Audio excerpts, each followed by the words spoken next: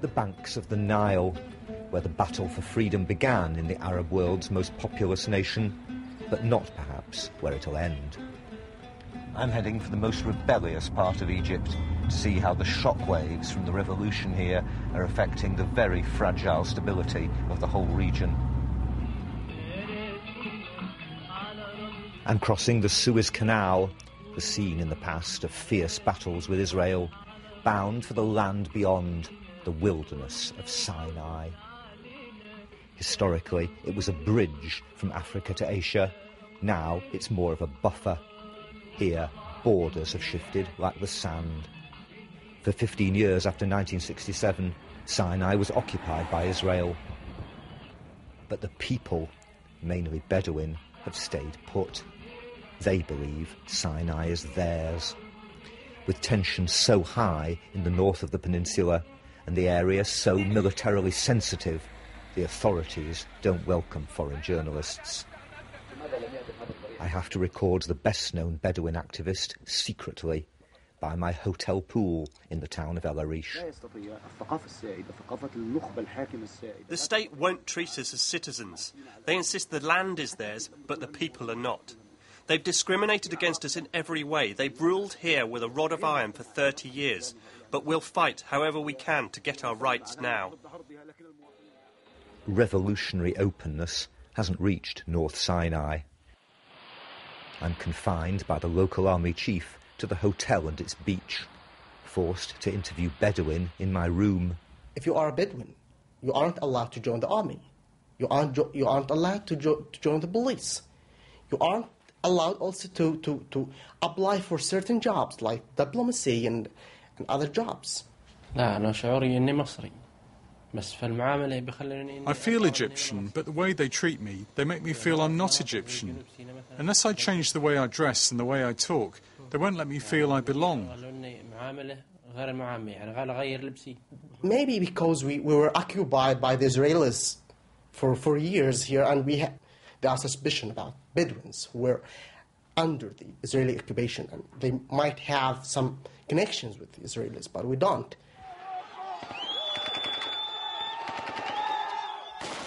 The anger at the old regime rang out in the revolution when government buildings in North Sinai were attacked with guns and grenades. Along Egypt's gas pipeline to Israel, there have been mysterious explosions. Some blame Bedouin, others militant Islamists. But I'm not allowed out to discover what's happening. Hi, Masai Khair. Is that Mr. Yahya? Hello, may I speak English? Hello. For 2 weeks I've been calling Egyptian officials to get a permit to film here, but I never get a clear answer. The question is, do we need written permission to film in Sinai, or do we not need written permission to film in Sinai? Thanks, then. Well, that's absolutely extraordinary, because he's just given me, this is the man responsible for press in the local authority here, he's given me a completely different reason why we can't film from any reason that we've ever heard before. There's no mention anymore of written permissions or not written permissions. It's simply now that there's a dispute going on in this town between two rival Bedouin tribes, and therefore it isn't safe for our own protection for us to film here. Just a few miles from the hotel, there's an armed standoff, filmed by an Egyptian colleague.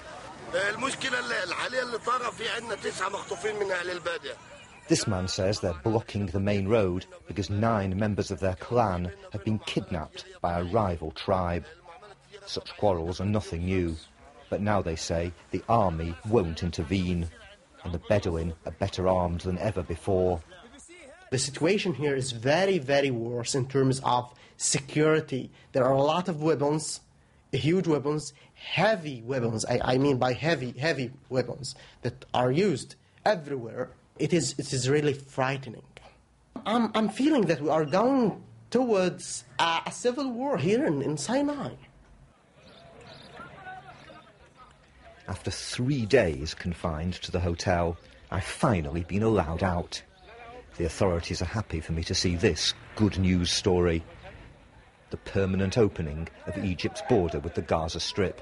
Now Palestinians can pass more freely through these gates after years of blockade by Egypt and Israel. It was closed for 5 years. We can't travel and go and visit our family in Egypt. But now the government of Egypt give this chance to go and travel. Thank you for Egypt government. The border's not opening for goods. This gas and wire was apparently intended to be smuggled into Gaza. Now it's been confiscated by the customs. But dotted across the countryside, not far from smugglers' tunnels, are elegant new mansions.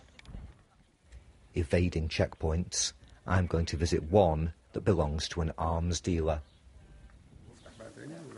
He's a Bedouin who's been trading in AK-47s, as well as machine guns and grenade launchers, for more than 10 years.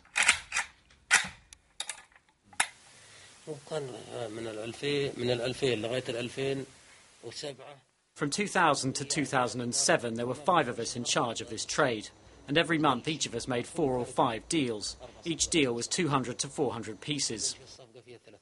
The guns came mainly from Sudan. They went mainly to Gaza, but not, he says, anymore.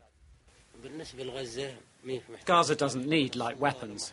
When Hamas took over Gaza, there were enough already there. Gaza needs mid-range weapons. It needs rockets. But they have their own workshops. They make their own basic rockets to go 60 or 70 kilometres. So, no, as far as you know, no heavier stuff is going into Gaza through Sinai? None at all. Since 2007, that story's over. There are no weapons going from Egypt to Gaza. Now, he says, his rifles all sell within Sinai, for the equivalent of about £1,200 apiece. Because of the revolution, there are no police anymore. We told the police not to come back until they pardon all the tribesmen they've unjustly prosecuted.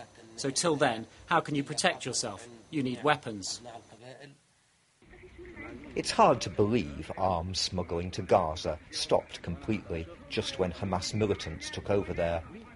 But in any case, it's alarming enough to hear that this border area is now almost completely unpoliced.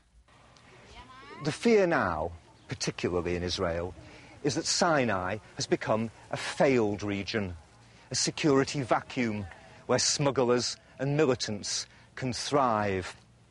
Already 2 years ago, in cables released by WikiLeaks, US diplomats reported intelligence from Egypt's spy chief that Iran had been trying to recruit Sinai Bedouin to help smuggle arms into Gaza. Now, with its ally, former Egyptian President Hosni Mubarak gone, and even less central control here, Israel thinks those dangers can only increase.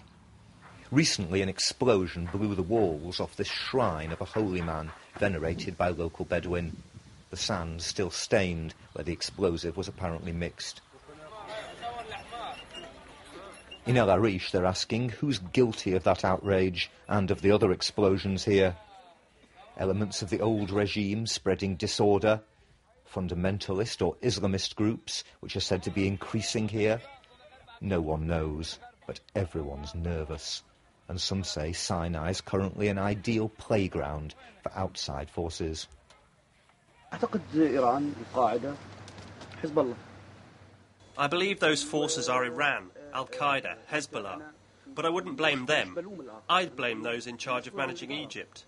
If they develop Sinai properly, no outsiders will be able to infiltrate and do damage.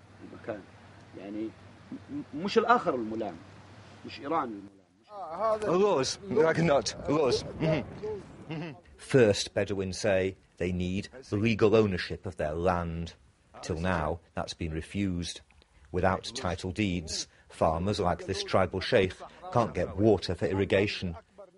No wonder then that for some others, smuggling remains the best source of income. But the sheikh, jailed for political activism before the revolution, now believes there will be change even here. Since the revolution, now we have much more freedom than before. We used to be arrested on the slightest pretext, almost just for opening a window. Now I believe we've managed to break the wall of fear. There's less fear of the state here, certainly. But for many, both inside Sinai and around it, there's more fear now of the future.